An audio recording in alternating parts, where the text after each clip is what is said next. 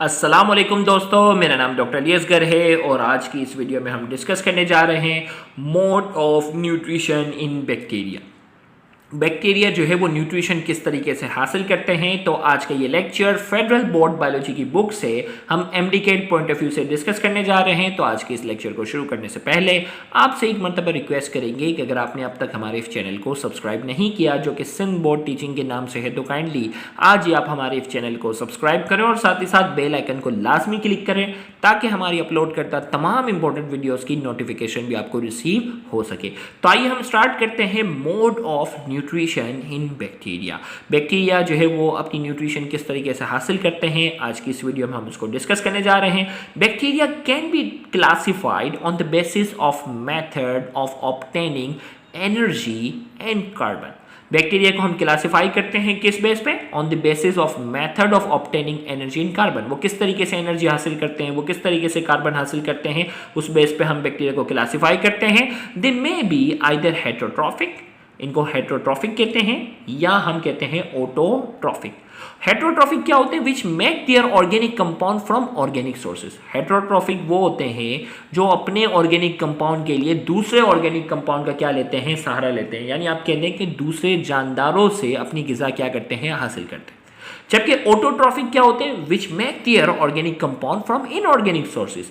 यानी वो अपने ऑर्गेनिक कंपाउंड यानी अपनी ग़िज़ा हासिल करने के लिए दूसरे ऑर्गेनिक कंपाउंड को नुकसान नहीं पहुंचाते, बेजान चीज़ों से जो है क्या करते हैं? अपना ऑर्गेनिक कंपाउंड बनाने की क्या रखते हैं? सलाहियत रखते हैं। तो यहाँ हमने कहा कि बैक्टीरिया को हमने दो हिस्सों में क्या कर दिया? क्लासीफाई कर दिया, हेटेरोट्रॉफिक और ऑटोट्रॉफिक में जाकर हमने बैक्टीरिया को क्या किया है? हमने क्लासीफाई किया। आइए अब हम पहले बात करेंगे ऑटोट्रॉफिक बैक्टीरिया, वो बैक्टीरिया जो अपनी ग़िज़ा खुद से तैयार करते हैं ना, जो अपनी ग़िज़ा यानी ऑर्गेनिक कंपाउंड को इनऑर्गेनिक सोर्सेज से तैयार करने की सलाहियत रखते हैं। पहले हम उसके बारे में बात करेंगे और फिर हेटेरोट्रॉफिक वालों के बारे में भी बात करेंगे। ऑटोट्रॉफिक बैक्टीरिया की अगर हम बात करते हैं, there are two major group of autotroph. Autotroph को हम मजीद दो हिस्सों में डिवाइड करते हैं। पहली कैटेगरी कहलाती है फोटो ऑटोट्रॉफ और दूसरी कैटेगरी कहलाती है chemo autotroph. One by one हम दोनों को पढ़ने जा रहे हैं कि फोटो ऑटोट्रॉफ क्या होते हैं और कीमो ऑटोट्रॉफ जो है वो क्या होते हैं। आइए दोनों को हम डिस्कस करते हैं। तो सबसे पहले हम बात ये करने जा रहे हैं फोटो ऑटोट्रॉफ के बारे में। Photo autotrophic bacteria are generally called photosynthetic bacteria with exception to all the cyanobacteria. All the other photosynthetic bacteria contain unique type of chlorophyll called bacteriochlorophyll. भाई फोटोट्रॉफिक बैक्टीरिया है ना, उनको जनरली हम क्या कहते हैं? फोटोसिंथेटिक बैक्टीरिया, क्योंकि ये अपनी ग़िज़ा कैसे हासिल करते हैं? फोटोसिंथेसिस के जरिए। With exception to the cyanobacteria, cyanobacteria को आप हटा दें इस कैटेगरी से, साइनोबैक्टीरिया को उसने एक्सेप्शन कहा। All the other photosynthetic bacteria, बाकी जितने भी फोटोसिंथेटिक बैक्टीरिया हैं, contain unique type of chlorophyll. इनका जो क्लोरोफिल है वो दूसरे तमाम जानवरों से मुख्तलिफ होता है और उनको हम कहते हैं bacteriochlorophyll. The chlorophyll is incorporated in the membrane of mesosome. जो मेम्ब्रेन इन्वेजिनेशन है, जिसे हमने बैक्टीरिया के स्ट्रक्चर में मीसोसोम का कहा, तो इस मीसोसोम वाले पार्ट के अंदर ये क्लोरोफिल क्या होता है? मौजूद होता है। Unlike green plants, green plant से हट कर, अनलाइक कहता तो कहता है उनकी तरह, उनसे हट कर कह रहा है। Unlike green plant, algae and cyanobacteria, green plant, algae और साइनोबैक्टीरिया की तरह, they do not use water, या इनकी तरह पानी इस्तेमाल नहीं करते as their reducing agent, reducing agent के तौर पर ये पानी का इस्तेमाल नहीं करते। So do not produce oxygen.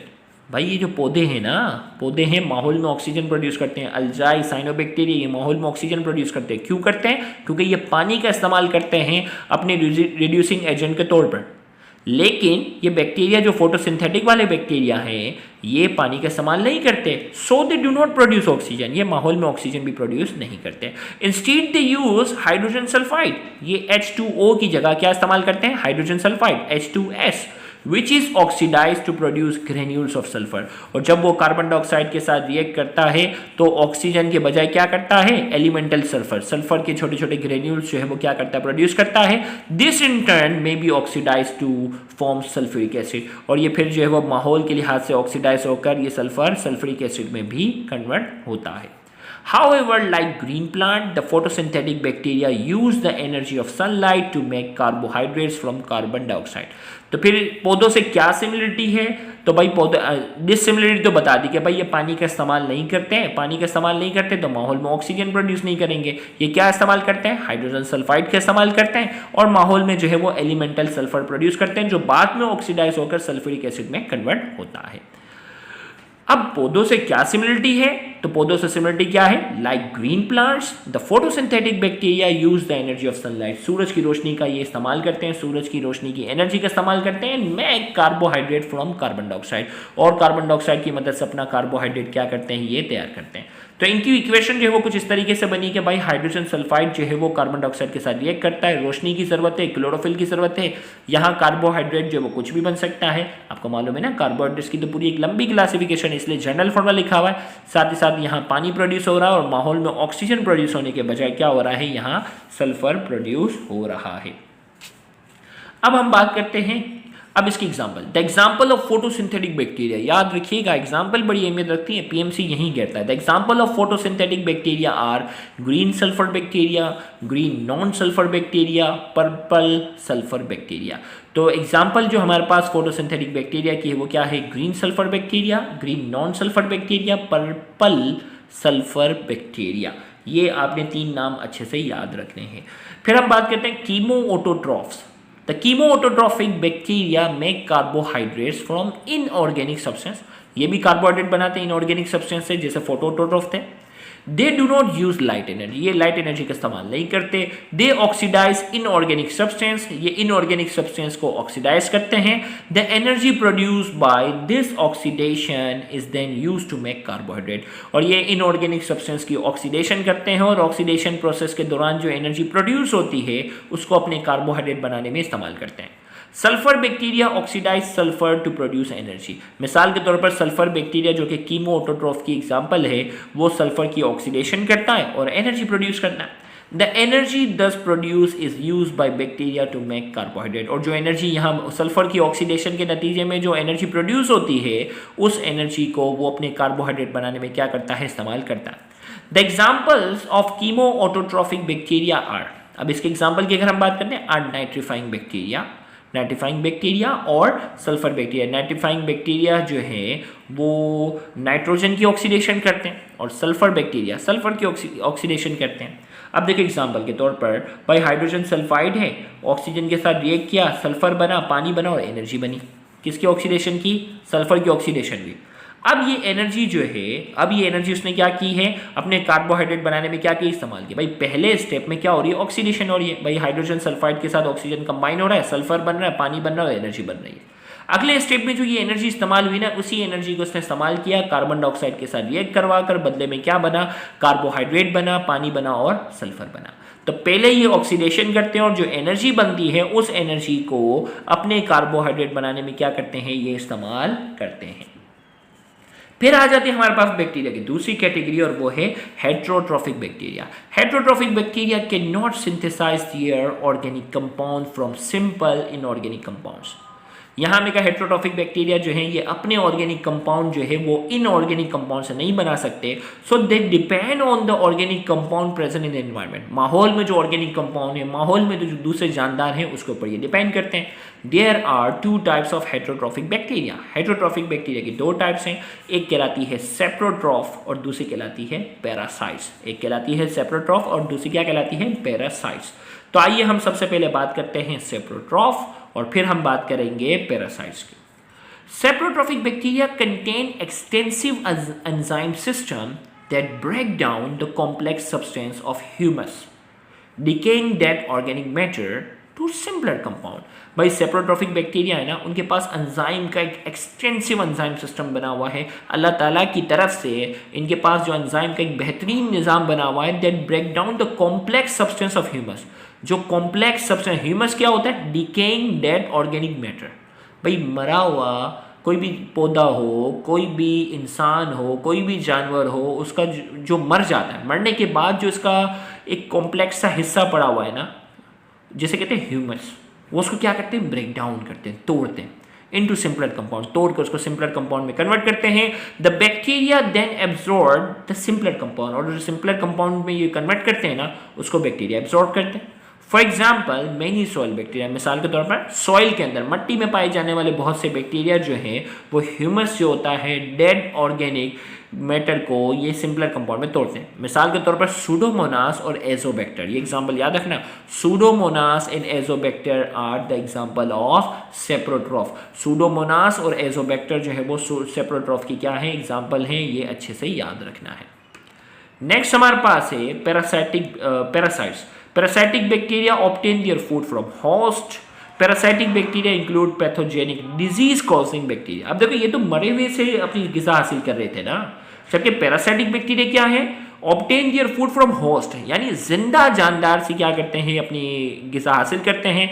Parasitic bacteria include pathogenic disease causing bacteria, इसमें ज़्यादातर बीमार करने वाले जो बैक्टीरिया हैं वो सारे इसी कैटेगरी में शामिल हैं। एग्जाम्पल स्ट्रेप्टोकोकस निमोनिया जो कि लंग का इन्फेक्शन कोज करता है, ये भी पैरासाइट की कैटेगरी में आ जाता है। अब यहाँ इस छोटे से बॉक्स के अंदर हम थोड़ी सी चीज़ें डिस्कस करते हैं। इस बॉक्स के अंदर बहुत सी काम की चीज़ें थी एमडी के पॉइंट ऑफ व्यू से, तो हम उसकी बात करते हैं। सेलुलर रेस्पिरेशन की बात हो रही है। Cellular respiration is the breakdown of complex compound into simpler for the release of energy which may be aerobic और एनारोबिक। भाई सेलुलर रेस्पिरेशन क्या है, जिसमें कॉम्प्लेक्स कंपाउंड को जो है वो तोड़ते हैं इनटू सिंपलर कंपाउंड्स, और मकसद होता है इसमें क्या होता है, for the release of energy, energy release हो विच में बी एरोबिक। अब ये सेलुलर रेस्पिरेशन एरोबिक भी हो सकती है और एनारोबिक भी। एरोबिक के लिए क्या होगी, ऑक्सीजन की जरूरत होगी, एनारोबिक के लिए जो है वो ऑक्सीजन की जरूरत नहीं होगी। Accordingly bacteria are known as aerobic. अब इसी तरीके से वो बैक्टीरिया जो अपनी रेस्पिरेशन के दौरान ऑक्सीजन का इस्तेमाल करते हैं वो एरोबिक कहलाते हैं। अब एरोबिक जो है उसके एग्जाम्पल में क्या है, सूडोमोनास आ गया, एंड एनारोबिक जो रेस्पिरेशन के लिए ऑक्सीजन का इस्तेमाल नहीं करते वो एनारोबिक कहलाता है। उसकी एग्जाम्पल है स्पायरोकेट। याद रखना ये एग्जाम्पल सारी सिंध बोर्ड में नहीं लिखी हुई, ये सारी फेडरल बोर्ड की जो बुक्स हम पढ़ रहे हैं ना यही लिखी हुई है और पीएमसी के पेपर में आती हैं। तो एरोबिक बैक्टीरिया, गौर से सुनिएगा, एरोबिक बैक्टीरिया की एग्जाम्पल हमारे पास क्या है, सूडोमोनास, और एनारोबिक बैक्टीरिया की एग्जाम्पल है स्पायरोकेट। सम आर फैकल्टेटिव बैक्टीरिया, कुछ जो है वो फैकल्टेटिव बैक्टीरिया है। एग्जाम्पल हमारे पास क्या है, E coli, which grow either in the presence और एब्सेंस ऑफ ऑक्सीजन। ये ऑक्सीजन की मौजूदगी में भी और ऑक्सीजन की गैर मौजूदगी दोनों में भी क्या करते हैं, ग्रो करते हैं। तो आपको याद होना चाहिए फैकल्टेटिव बैक्टीरिया की एग्जाम्पल क्या है, इकोलाई।